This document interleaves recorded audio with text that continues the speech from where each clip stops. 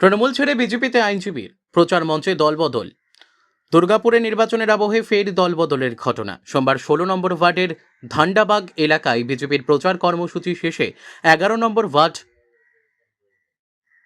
গল্ফনগরের বাসিন্দা আইনজীবী কৌশিক বসু বিজেপি প্রার্থী লক্ষণ ঘড়ইয়ের হাত থেকে দলের পতাকা তুলে নেন। কৌশিক বসুর দাবি, বিজেপির আদর্শে অনুপ্রাণিত হয়েই তিনি এই সিদ্ধান্ত নিয়েছেন। অন্যদিকে লক্ষণ ঘড়ই বলেন, সারা রাজ্যে পরিবর্তনের হাওয়া বইছে, বিভিন্ন দল থেকে মানুষ বিজেপিতে যোগ দিচ্ছেন।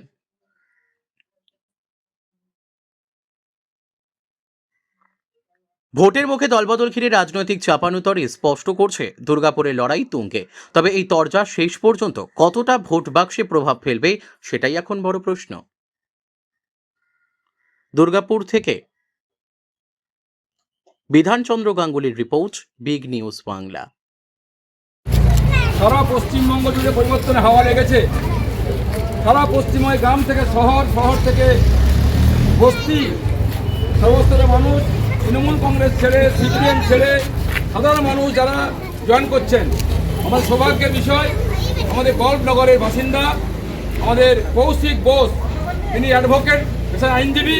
তিনি আমাকে ফোন করে, দা আমি জয়েন করতে চাই, পার্টি করতে চাই। তা আজকে আমাদের মোদীজির আহ্বানে সাড়া দিয়ে বিশিষ্ট অ্যাডভোকেট গল্ফনগর থাকেন কৌশিক বসু, তিনি আজ জয়েন করছেন আমাদের পার্টিতে।